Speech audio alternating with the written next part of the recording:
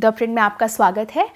5 राज्यों में हुए विधानसभा चुनावों का राष्ट्रीय राजनीति पर किस तरह का असर पड़ेगा, इन चुनावों के नतीजों का आम आदमी पार्टी, कांग्रेस और समाजवादी पार्टी के भविष्य पर क्या असर पड़ेगा, और भारत की ब्रह्मोस मिसाइल आखिर पाकिस्तान में कैसे गिरी।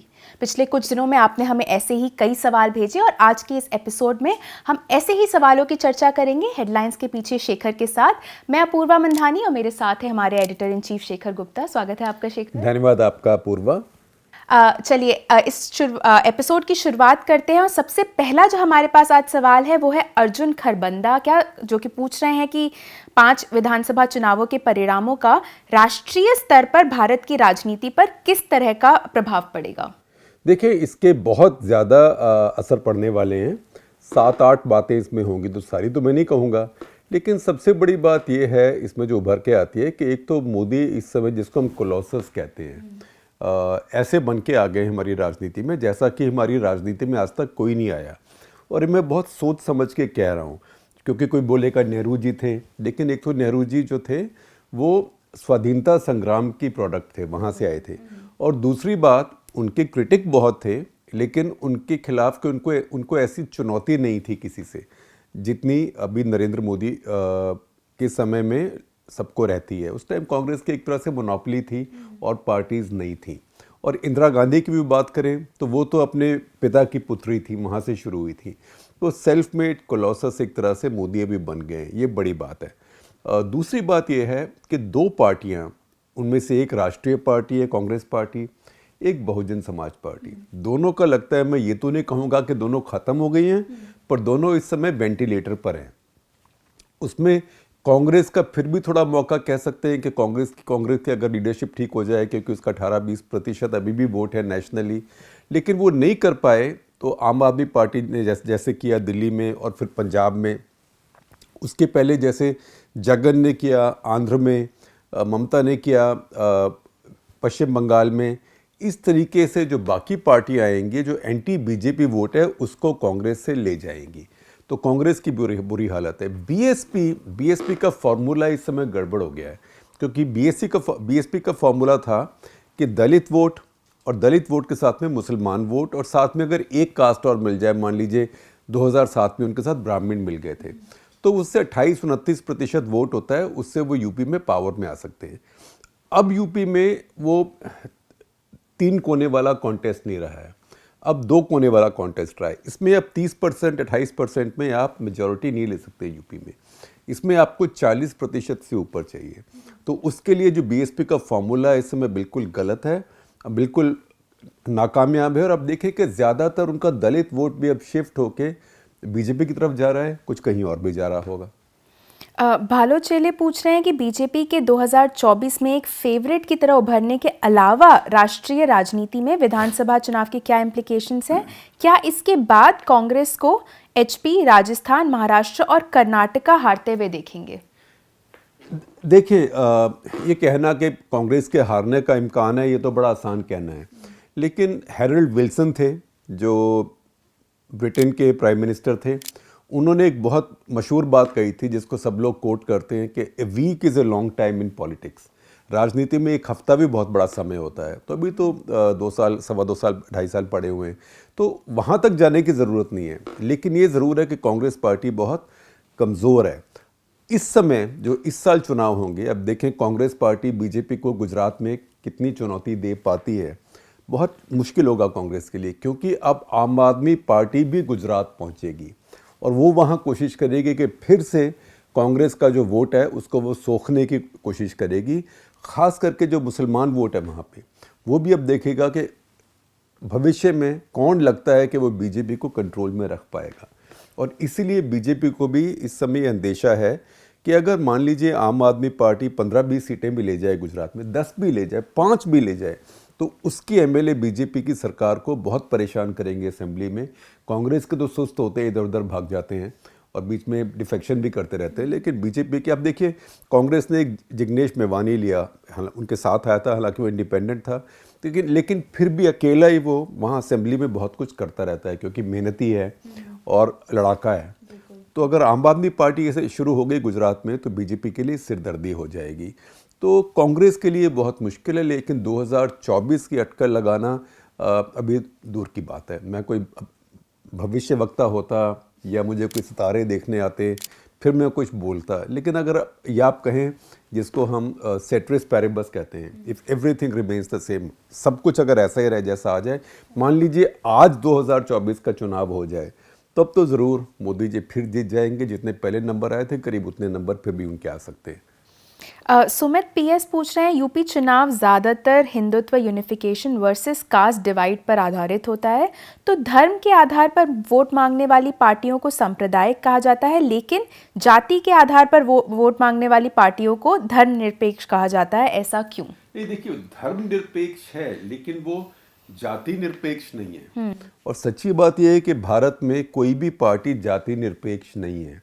अगर जाति निरपेक्ष होती तो यूपी में भी बीजेपी ने अपना दल से क्यों सहयोग किया होता, या निषाद पार्टी से क्यों किया होता? वो निषाद जाति के वोटों के लिए है, वो पटेल कुर्मी वोटों के लिए है अपना दल। और ऐसे जो बीजेपी का अपना वोट बेस भी देखें तो उनको अपर कास्ट का सारा वोट मिलता है। तो आपको अगर ब्राह्मण ठाकुर बनिया सारा वोट मिल रहा है तो वो भी तो कास्टिज्म है, वो भी तो जातिवाद है।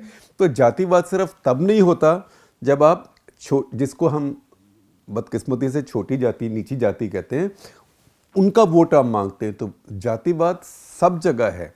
एक जगह धर्म और जातिवाद का कॉम्बिनेशन है, एक जगह जातिवाद और जो एक धर्मनिरपेक्षता की मैं कहूँगा बड़ी संकीर्ण एक परिभाषा बन गई है, नैरो डेफिनेशन बन गई है, और वो फेल हो रही है कि जिसको मुसलमान वोट चाहिए वो बोलता है मैं सेकुलर हूँ।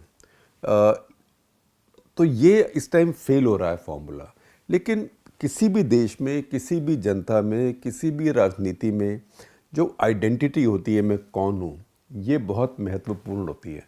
अब अगर आप अमेरिका का चुनाव देखें तो वहाँ पे डेमोक्रेटिक पार्टी कैसे चुनाव जीती, क्योंकि जितने पीपल ऑफ कलर थे, जो चाहे ब्लैक्स हों, चाहे अफ्रीकन अमेरिकन हों, चाहे साउथ एशियन हों, चाहे चाइनीज़ अमेरिकन हों, चाहे मैक्सिकन अमेरिकन हों, हिस्पैनिक वगैरह हैं जो स्पेनिश बोलने वाले थे शुरू से, वो सब लोगों ने मिलके LGBT जो कम्युनिटी है, इन सब ने मिलके एक तरफ वोट दिया। ये सब आइडेंटिटी वोट था। ट्रंप क्यों जीता?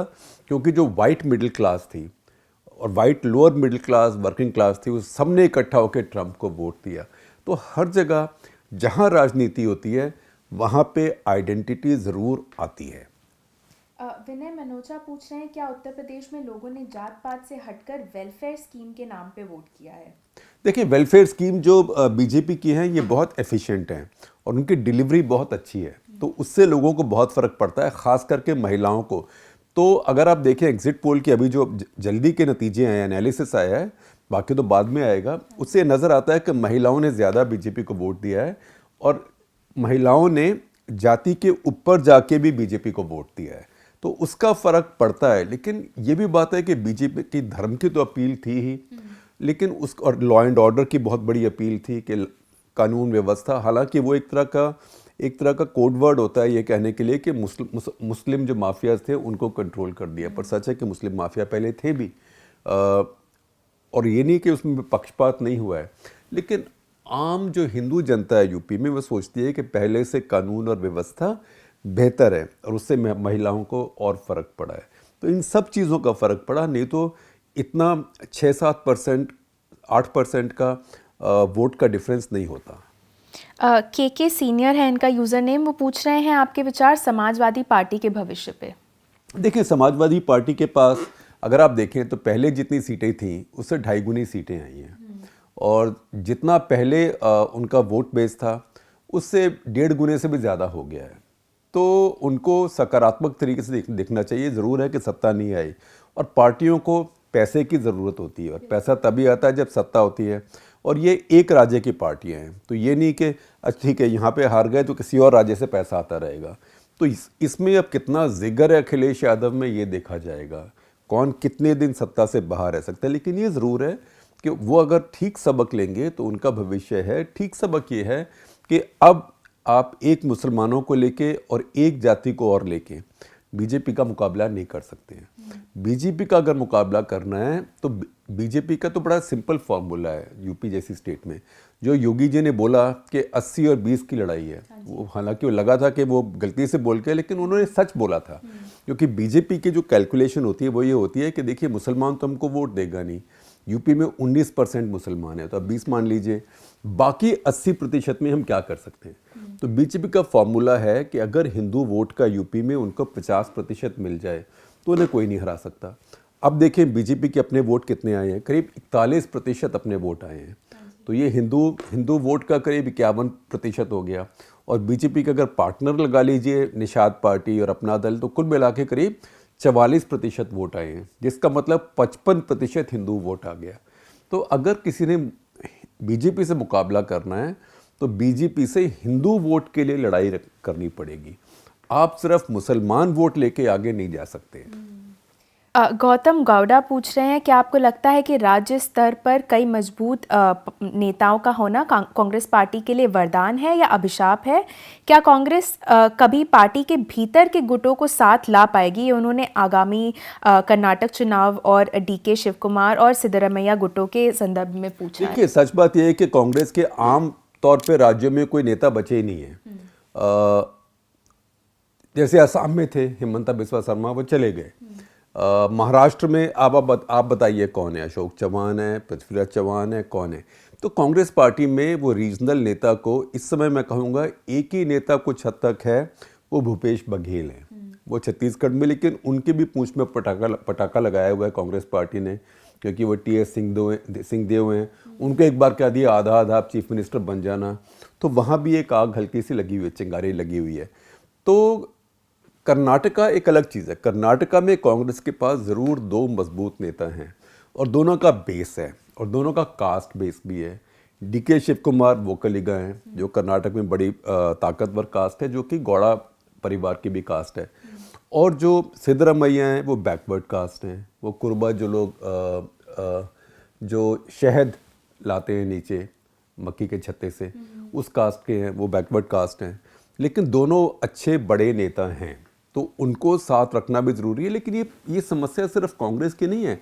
अब बीजेपी में भी तो देखिए ना, बीजेपी के अंदर भी येदियुरप्पा एक तरफ, BL संतोष एक तरफ, उन दोनों में मारामारी हुई उस चक्कर में, उस बंदर मार्ट में।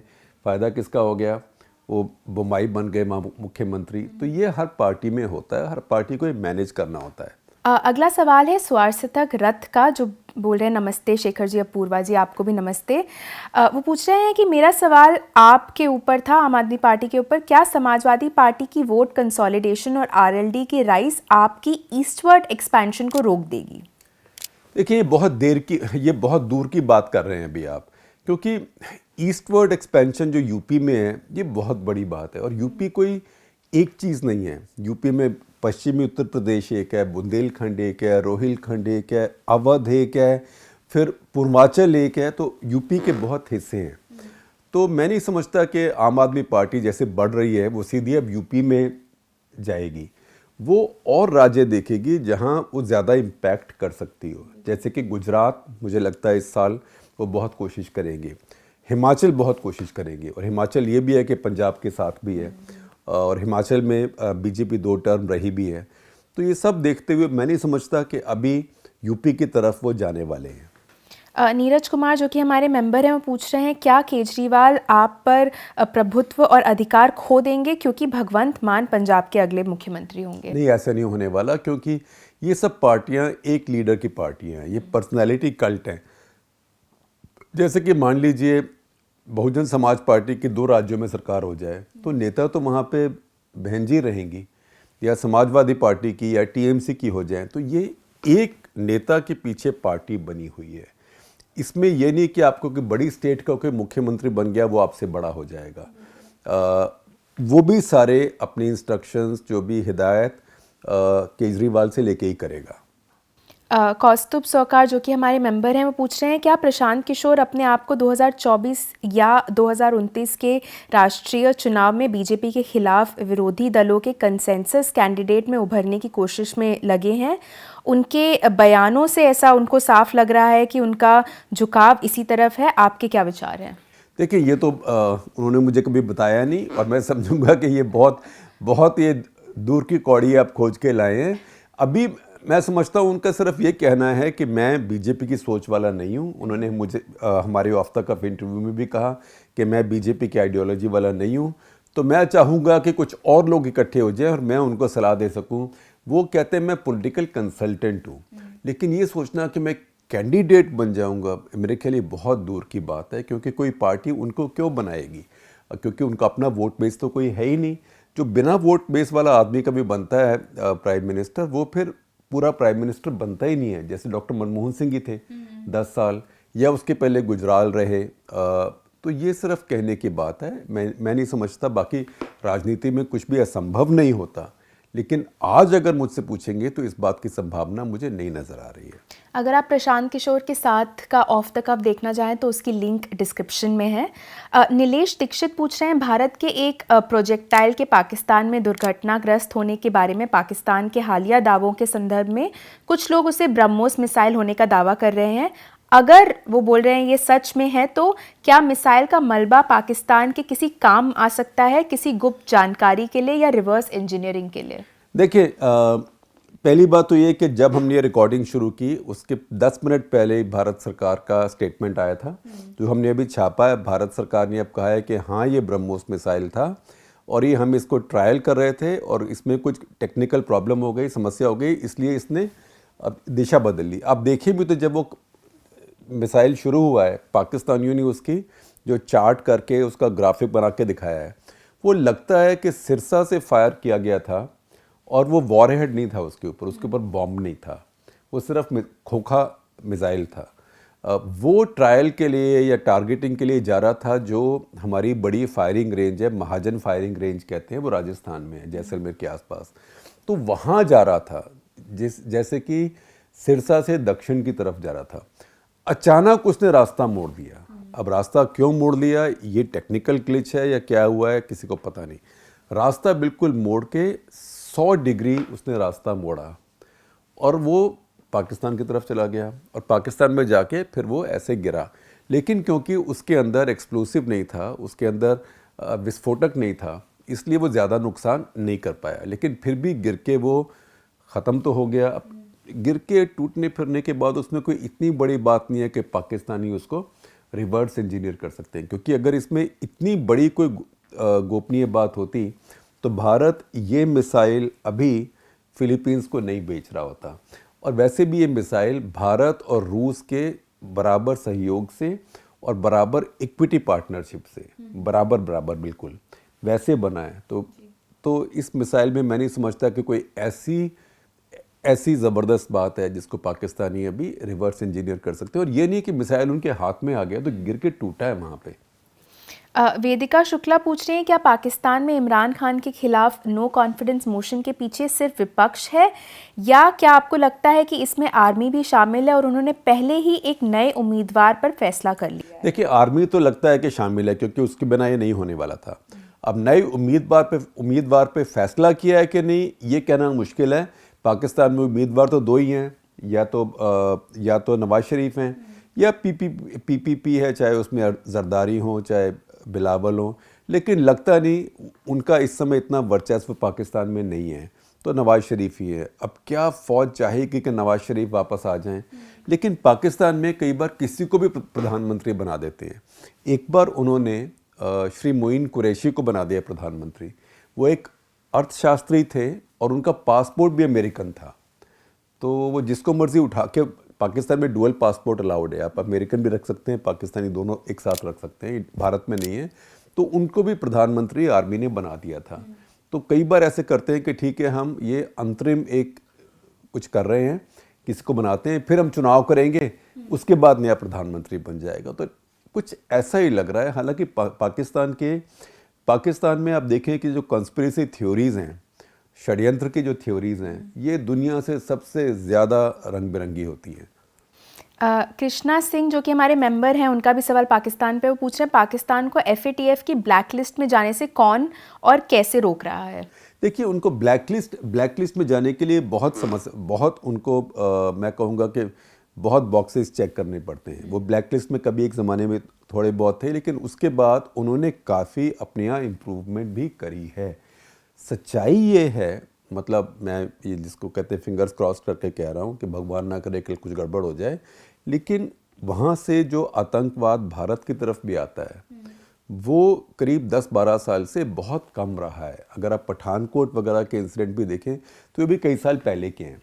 कश्मीर में कुछ कुछ कभी होता रहता है, जैसे पुलवामा में हुआ, लेकिन जो भारत की मेनलैंड है उसमें पहले से बहुत ज़्यादा सुधार है आतंकवाद के मामले में। तो ये जो FATF की जो टास्क फोर्स है ये वहाँ जाती है, हर चीज़ को देखती है और उसके हिसाब से फैसला करती है। सच्चाई ये है कि इस बार उन्होंने UAE को भी ग्रे लिस्ट में रख दिया है कि वहाँ से मनी लॉन्ड्रिंग होती है। तो ये लगता नहीं कि उसको कोई वहाँ से बचा रहा है। हाँ, ये ज़रूर है कि क्योंकि चीन वहाँ पर है, वो आसानी से पाकिस्तान को ब्लैक लिस्ट में जाने नहीं देगा। लेकिन इस समय पाकिस्तान को बार बार कहा जा रहा है कि आपके इम्प्रूवमेंट हो रही है। जो उनको एरियाज़ दे गए थे कि उनको ठीक करने हैं, मेरे ख्याल 16 या 18 जो भी थे, उसमें से अब 2 ही बचे हैं। तो ये भी हो सकता है कि अगली बार वो ग्रे लिस्ट से निकल के वाइट लिस्ट में आ जाएं और उन्हें अपनी बैंकिंग वगैरह में कुछ चीज़ें और बदलनी है और कुछ जो आतंकवादी ग्रुप हैं उनके ऊपर मुकदमा वगैरह शुरू करना है। अगला सवाल है अमन बिरथल का, जो कि हमारे मेंबर हैं। वो बोल रहे हैं कि वो पिछले 4 सालों से द प्रिंट को फॉलो करते आ रहे हैं और उन्होंने अब द प्रिंट की यूट्यूब मेंबरशिप भी ले ली है और वो बोल रहे हैं कि आपके मार्वलस जर्नलिज्म के लिए धन्यवाद। अमन, आपका धन्यवाद कि आप इस तरह से हमारा समर्थन करते हैं और सच कहूँ तो आप जैसे दर्शकों की वजह से हम अपना काम कर पाते हैं। उनका सवाल शेखर ये है कि भारत सरकार द्वारा अमेरिकी प्रेडेटर ड्रोन को रद्द करना यूक्रेन युद्ध के दौरान अमेरिका और रूस दोनों के लिए किसी तरह का संदेश है? नहीं, देखिए, पहले तो अमन थैंक यू वेरी मच, बहुत बहुत धन्यवाद आपका। आपके जैसे में बहुत लोग और चाहिए, ज़रा हमारे बारे में भी खबर फैलाइएगा अपने दोस्तों में, अपने परिवार में। देखिए, जो प्रेडेटर ड्रोन्स हैं वो बहुत महंगी हैं, वो $3 बिलियन की आ रही थी। तो इस समय हमारी प्रायोरिटीज़ का भी बात हो सकती है। दूसरी बात ये कि भारत में अब मेक इन इंडिया पर बहुत जोर है कि कुछ ऐसा यहाँ पे बनाया जाए। तीसरा ये कि इस समय बहुत अनसर्टेनिटी है रूस और अमेरिका की स्थिति में। ये सैंक्शंस के साथ आगे बढ़ती हैं। भारत ने ऑलरेडी एक बैटरी ले ली है अभी S-400 की, बाकी आनी है। उसमें जो कैटसा की सैंक्शंस भारत के ऊपर लगती हैं, अभी उस पर एक्सेप्शन नहीं मिली है अमेरिकन गवर्नमेंट से और कांग्रेस से, वो एक मामला फंसा हुआ है। तो ये अगर अमेरिका और रूस की एक तरह से इनडायरेक्टली युद्ध ही हो गया तो कहीं ये ना हो कि आज भारत एडवांस पे कर दे या 2 ड्रोन ले ले और कल को अमेरिका सैंक्शन लगा दे, बाकी ना आए। तो अमेरिका का ये सैंक्शन लगाने की आदत होती है। तो ये भी हो सकता है कि अभी एहतियात बरती जाए, ये देखते हैं कहाँ जाता है, क्योंकि S-400 तो लिया हुआ है, वो तो वापस नहीं करना है। तो कई बार ऐसी चीज़ें सोच के छोड़नी पड़ती हैं या डिले करनी पड़ती हैं। मैं समझता हूँ कि ये कुछ डिले ही है। और दूसरा ये है कि $3 बिलियन हो सकता है कि कैलकुलेशन करीब ही गई हो कि सिर्फ 30 ड्रोन लेने के लिए $3 बिलियन, $3 बिलियन में आज आप सोचें कि अगर मैं कैलकुलेट करूँ तो एक स्क्वाड्रन और रफाल आ जाएगा, तो वो बेहतर है या ये बेहतर है। तो ये सब सारी चीज़ें होती हैं जो सोचनी पड़ती हैं। अगला सवाल है संदीप सखारे का, जो कि हमारे मेंबर हैं। वो पूछ रहे हैं कि क्या आपको लगता है कि यूक्रेन दूसरा अफगानिस्तान बन जाएगा? भाई देखिए, अफ़गानिस्तान एक अलग तरह का देश है, वहाँ पहाड़ हैं, वहाँ पे छुपने की जगहें हैं। यूक्रेन बिल्कुल फ्लैट जगह है, तो वहाँ पे उस तरह का गुरिल्ला वॉरफेयर इतने साल का होना आसान नहीं है। यहाँ गुरिल्ला वॉरफेयर होगा तो अर्बन गुरिल्ला वॉरफेयर होगा। दूसरा, अफ़गानिस्तान के बारे में कोई चिंता नहीं करता था, सब वहाँ पे अपनी लड़ाई लड़ रहे थे। यहाँ पे ये यूरोप है, तो इसमें ये बहुत चलना, इतने दिन तक कि अफ़गानिस्तान की तरह बनना बहुत मुश्किल लगता है। वो तभी हो सकता है कि अगर पुतिन बिल्कुल ही काबू नहीं आए और सब नेस्त नाबूद करके वो इस पर कब्ज़ा कर ले, फिर वहाँ पे अपनी किसी की सरकार बिठा दें। उस सरकार को दुनिया का कोई देश भी मान्यता प्राप्त नहीं करेगा। आप देखिए कि कज़ाकिस्तान, जो कि पुतिन के रूस के सबसे नज़दीक है, जो पुराने सोवियत रिपब्लिक्स में से, उसने भी आज, पहली बात तो उसने अपनी सेना भेजने से मना कर दिया रूस के लिए, क्योंकि रूस ने ये नहीं कहा था आपकी सेना हम लड़ने भेजेंगे यूक्रेन में। उन्होंने कहा कि हम अपनी सेना यूक्रेन भेज रहे हैं, आपकी यहाँ हमारे कहीं और यूज़ कर लेते हैं। उन्होंने नहीं भेजा। हालांकि अभी कज़ाकिस्तान में बहुत दंगे हुए थे और बहुत प्रोटेस्ट हुई थी। उस समय कज़ाकिस्तान ने रूसी सैनिक बुलाए थे अपने यहाँ मामले को नियंत्रित करने के लिए। आज कजाकिस्तान ने ये भी कहा है, ऐलान किया है कि वो काफ़ी रिलीफ की सामग्री अब यूक्रेन को भेज रहा है। तो ये एक सिग्नल है रूस को। तो रूस अगर यहाँ कब्जा कर भी लेगा, उसको गुलाम भी बना लेगा, तो एक तो रोज़ कुछ ना कुछ गुरिल्ला वॉरफेयर होता रहेगा, और दूसरे है कि दुनिया में कोई उसे मानेगा नहीं। अभी आप देखिए तालिबान ने भी अफ़गानिस्तान पे कब्जा कर लिया, लेकिन दुनिया में किसी ने भी तालिबान को मान्यता नहीं दी है, और वो तो फिर भी अपना उनका देश है। ये आप दूसरा देश जाके कब्जा कर लेंगे तो कोई भी नहीं मानेगा।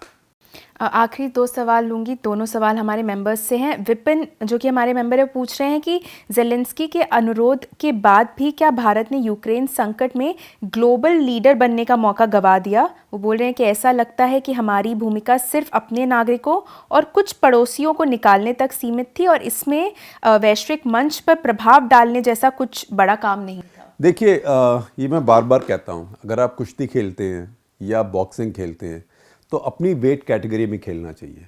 अब आपका वेट तो हो, जैसे मेरी तरह आपका वेट तो 73 किलो, और हम चले जाएं जाके बॉक्सिंग करने के लिए 128 किलो वाले सुपर हेवी वेट में, तो क्या हाल होगा? एक पड़ेगी तो वैसे मेरे जैसा तो वैसे धराशायी हो जाएगा। लेकिन अपनी वेट कैटेगरी में तो भारत का अभी वो वेट नहीं है कि भारत बोले अरे अमेरिका सुनो, अरे नेटो सुनो, अरे पुतिन सुनो। भारत का भी नहीं है। बिना बात में किसी के फटे में टांग अड़ाने का फ़ायदा नहीं है, जैसे मेरी माँ बोलती थी। सब अपना अपना देखिए। अभी भारत के 72% जो फाइटर प्लेन हैं वो रूस के आए हुए हैं। भारत के 98% टैंक रूस से आए हुए हैं। भारत के 100% इन्फेंट्री फाइटिंग व्हीकल्स, इनको APCs भी कहते हैं, वो रूस से आए हुए हैं। अब भारत इस समय इस स्थिति में नहीं है कि इसके अंदर कुछ ज़्यादा पंगा ले पाए। भारत को बहुत फूंक के कदम रखना है। तो भारत ने, मैं कहता हूं कि मैं समझता हूं कि जो भारत ने अभी तक किया है वो ठीक है। इसमें भारत को बहुत आगे बढ़ के नहीं बोलना चाहिए, और जैसे एब्सेंट रहना, किसी के भी पक्ष में वोट ना देना संयुक्त राष्ट्र में, ये बिल्कुल ठीक नीति है। अनंत एस जो कि हमारे मेंबर हैं, वो पूछ रहे हैं कि आप इस यूक्रेन संकट के दौरान हमारे विदेश मंत्री के प्रदर्शन को कैसे आंकते हैं, जब बहुत से छात्र इवैक्यूएशन में अपनाई गई प्रक्रिया से नाखुश हैं? देखें, पहली बात तो ये है कि छात्र वहाँ थे, वहाँ लड़ाई शुरू हो गई। वो लड़ाई तो भारत सरकार ने नहीं कराई। अब लड़ाई जब कहीं शुरू हो जाती है तो वहाँ तीसरे देश का, जो भारत तो बहुत दूर का देश है, उसकी जो वो क्या कर सकता है उसके अंदर? वो वहाँ अपनी सेना तो भेज नहीं सकता लड़ने के लिए। वो दोनों देशों से बात करनी है। रूस भी दोस्त देश है, यूक्रेन भी ठीक है, लेकिन उसके बीच में उनका भी कोई बस नहीं है। लड़ाई कहाँ हो रही है, गोले हर जगह गिर रहे हैं। तो उसमें लोगों को निकालना, हमारे जो विद्यार्थी हैं थोड़े से, हमारे माँ बाप ने हमको बिगाड़ा हुआ भी है। तो अब जैसे किसी ने एक इंटरव्यू दे दिया कि मुझे बोल दिया मेरा टॉयलेट अपने आप साफ़ करो, अब वहाँ तो सफाई कर्मचारी नहीं आएगा ना आपको टॉयलेट साफ़ करने के लिए। या किसी ने कह दिया मुझे पहले नहीं निकाल रहे, वहाँ तो 10 लाख लोग निकाले जा रहे हैं। तो उसमें कोई ये थोड़ा बोलेगा आप इंडिया वाले हो, पहले इंडिया वाले जाओ फिर बाकी लोग जाओ। तो ये आसान स्थिति नहीं है, स्थिति परेशानी की है। इस स्थिति में हमारी छोटी सी एम्बेसी है यूक्रेन में, छोटी सी एम्बेसी होगी पोलैंड में, तो उसके बीच में कितने लोग आपको भेज सकते हैं? कोई कमांडो तो जाके आपको निकाल के आ नहीं सकते। तो जहाँ जंग हो जाए इतनी बड़ी, उनमें से एक सुपर पावर है, मिलिट्री सुपर पावर है, उसमें ये सोचना कि फटाफट कोई अक्षय कुमार, वो तो अक्षय कुमार ही कर सकता है कि वहाँ जाए और फटाफट एयरलिफ्ट करके आ जाए, लेकिन वो एयरलिफ्ट के 30 साल के बाद कर सकता है। असली एयरलिफ्ट तो 1991 में हुई थी। तो ऐसे नहीं होता है रियल, मतलब असली जीवन में ऐसे नहीं होता है। थोड़ा सा जब 2 देशों में जंग है, आप वहाँ फंसे हुए हैं, तो थोड़ा सा आपको लंबी सांस लेके ये समझना चाहिए कि ये मुसीबत है, मुसीबत आती है हर किसी के ऊपर। चलिए, इसी के साथ हमारा आज का एपिसोड यहीं ख़त्म होता है। हमसे जुड़ने के लिए बहुत बहुत शुक्रिया। आपका बहुत बहुत धन्यवाद। अपने स्वास्थ्य का ख्याल रखिए।